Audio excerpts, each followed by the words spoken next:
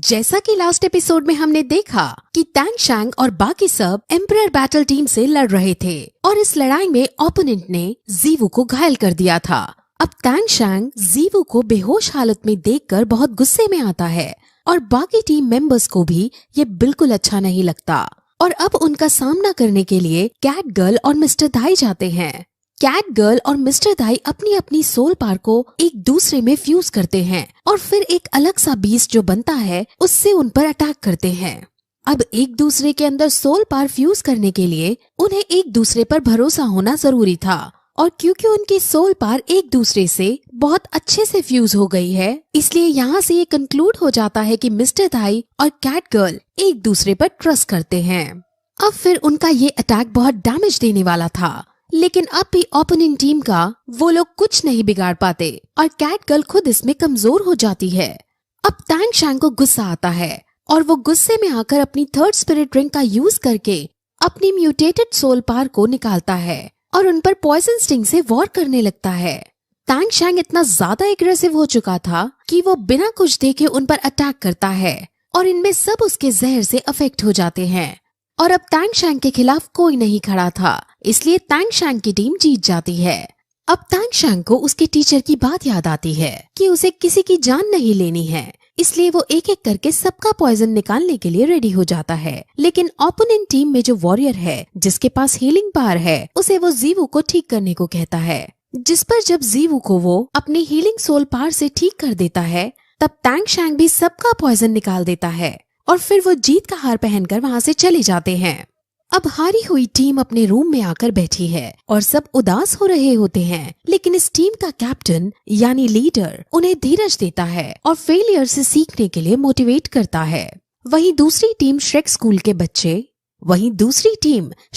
के बच्चे grand master के पास आते हैं और अपनी जीत का बखान करने लगते हैं और बहुत मस्ती मजाक करते हैं। अब इन्होंने बहुत ज्यादा इंटेंस ट्रेनिंग की थी, इसलिए मिस्टर जाओ इन सभी बच्चों के लिए कुछ दिनों का रेस्ट मांगता है, जिस पर ग्रैंड मास्टर उन्हें 15 दिन का रेस्ट देने को रेडी हो जाता है और कहता है कि 15 दिन बाद तुम्हारे फेज 3 की ट्रेनिंग स्टार्ट की जाएगी।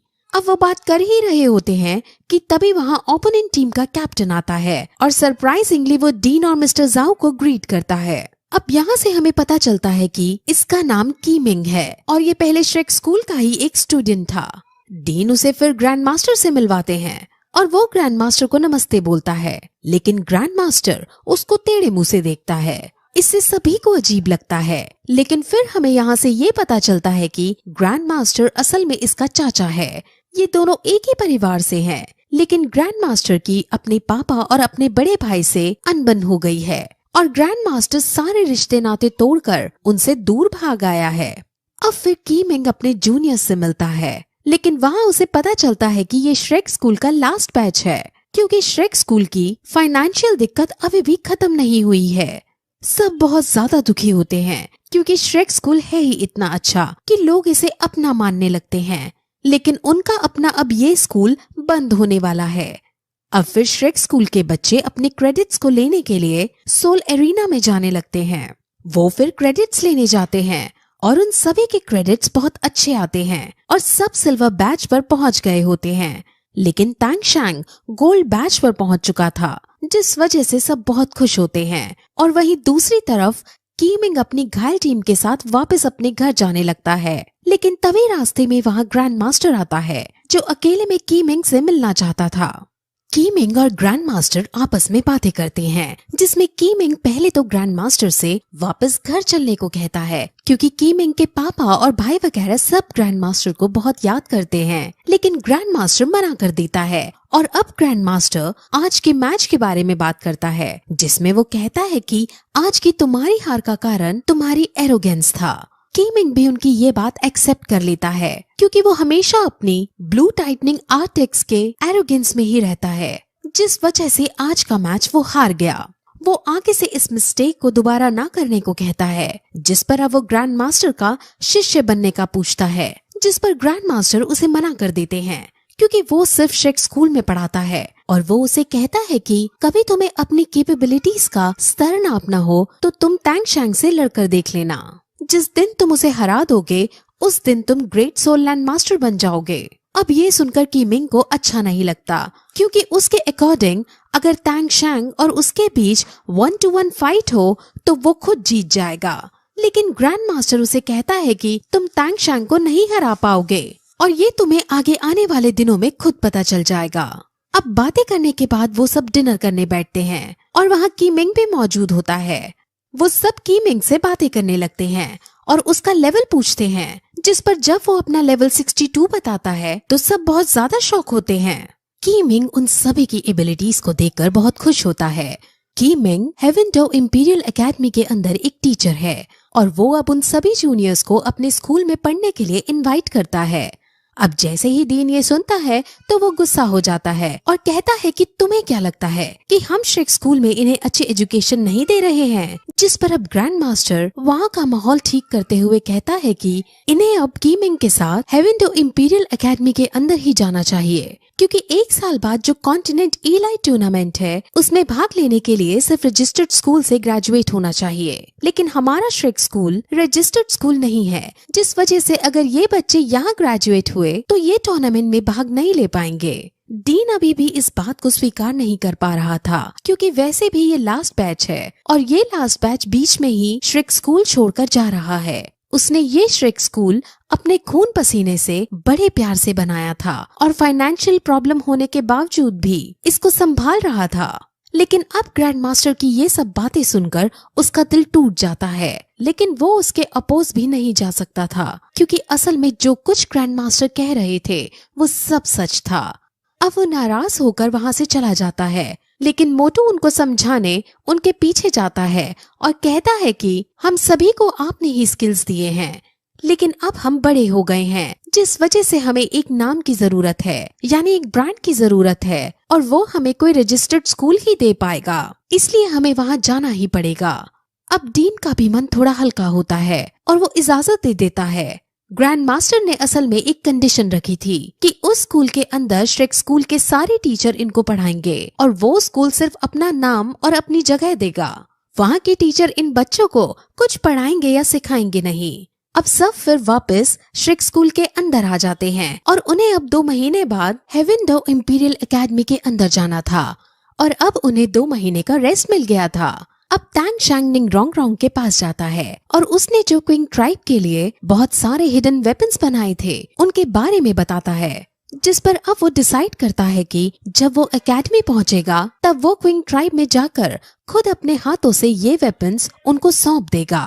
अब फिर तैंग शैंग अपने कमरे में चला जाता है और वहाँ पर वो और भी कई वेपन्स बनाता है और ऐसा करने में उसे बहुत वक्त भी लग जाता है। वो अपनी सोल पावर का भी यूज करता है और फिर एक दिन फाइनली उसका वेपन बनकर रेडी हो जाता है। वो सभी को अपने ये वेपन्स दिखाता है और उसकी ताकत को देखकर सब बहुत शॉक हो जाते हैं, क्योंकि उस वेपन से भारी चीज को क्रश करने के अलावा दूर जगह पर एक रोप की तरह भी इस्तेमाल कर सकते हैं। वो सबको एक एक वेपन देता है और सब इसको पाकर बहुत ज्यादा खुश हो जाते हैं, क्योंकि ये वेपन तैंग शैंग ने पिछली मेमोरीज का यूज करके बनाया था और इस तरह का वेपन इस दुनिया में कहीं और नहीं मिलता है। अब फिर 2 महीने पूरे हो जाते हैं, लेकिन एकेडमी में ले जाने से पहले डीन उनकी थोड़ी ट्रेनिंग कराना चाहता था, इसलिए वो आज सबको भागने के लिए कहता है।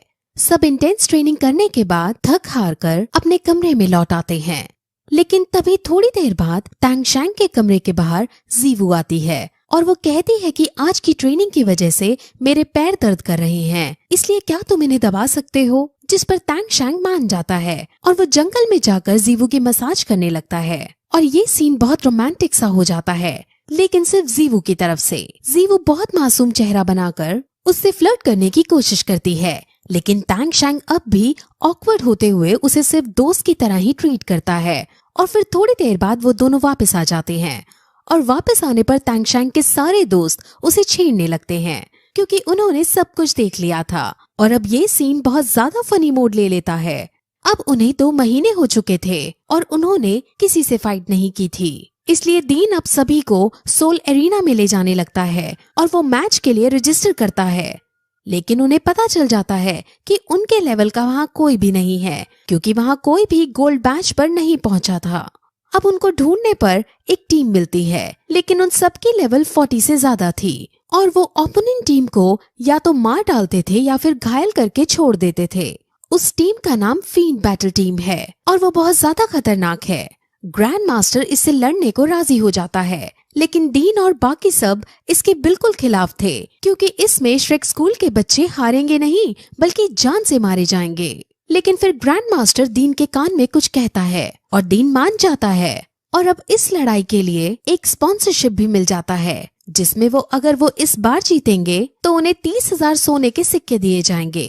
अब फिर ग्रैंड मास्टर श्रेक स्कूल के सभी बच्चों को समझाता है कि वो अपनी बेस्ट पावर का यूज करेंगे और इस बार वो तांग शैंग के दिए हुए हिडन सीक्रेट वेपन्स का भी यूज कर सकते हैं। अगर किसी का खून भी बहाना पड़े तो तुम बहा सकते हो और तुम्हें रहम दिखाने की कोई जरूरत नहीं। अब ये सुनकर सभी शॉक तो होते हैं, लेकिन ग्रैंड मास्टर की बात का वो उल्लंघन नहीं कर सकते थे, इसलिए सब बच्चे मान जाते हैं। और अब मैच शुरू किया जाता है, जिसमें सब अपनी अपनी सोल फोर्स निकालते हैं और अब ओपोनेंट टीम के सारे लोग एक साथ कैट गर्ल पर हमला करते हैं और कैट गर्ल डरते हुए एक साथ सभी पर तांग शैंग का दिया हुआ हिडन सीक्रेट वेपन छोड़ देती है और वेपन छोड़ते ही वो ओपोनेंट टीम के सारे लोग एक बार में ही जान से मर जाते हैं। अब ये देखकर श्रेक स्कूल के सभी बच्चे उल्टी करने लगते हैं और बहुत डर जाते हैं, क्योंकि उन्होंने अपनी लाइफ में कभी भी किसी को जान से नहीं मारा था। उन्होंने आज किसी इंसान को सिर्फ एक लड़ाई जीतने के लिए मारा है और ये देखकर तांग शैंग और मिस्टर ताई के अलावा सब रिग्रेट करने लगते हैं। लेकिन तांग शैंग उन्हें समझाता है कि ग्रैंड मास्टर ने हमें इन्हें जान से मारने के लिए इसलिए कहा क्योंकि ये लोग टेररिस्ट ग्रुप के लोग हैं और इनको मारना जरूरी था। ग्रैंड मास्टर असल में उन्हें ट्रेन करना चाह रहा था, क्योंकि उन सबको लड़ना तो अच्छे से आ गया था, लेकिन अगर कोई बुरा आदमी उनके सामने आया और उसकी जान लेनी पड़ी तो ये श्रेक स्कूल के बच्चे हिचकिचाए ना। वो उनको युद्ध के लिए तैयार कर रहा था। अब सब बच्चे समझ जाते हैं और नॉर्मल होने की कोशिश करते हैं। अब हालांकि डीन को भी थोड़ा दुख होता है, लेकिन ग्रैंड मास्टर का ये डिसीजन एकदम सही था, इसलिए वो दुख छोड़कर ये डिसाइड करते हैं कि जितने भी पैसे हमें मिलेंगे उनमें से 90% हम इन मरे हुए लोगों के परिवार को दे देंगे। अब सभी श्रेक स्कूल के बच्चे रूम में आ जाते हैं और आज की बात की वजह से उनमें से किसी को नींद भी नहीं आ रही थी, लेकिन उनको ये कभी ना कभी तो करना ही था, इसलिए वो खुद को संभालते हैं और इसी तरह ये एपिसोड खत्म हो जाता है।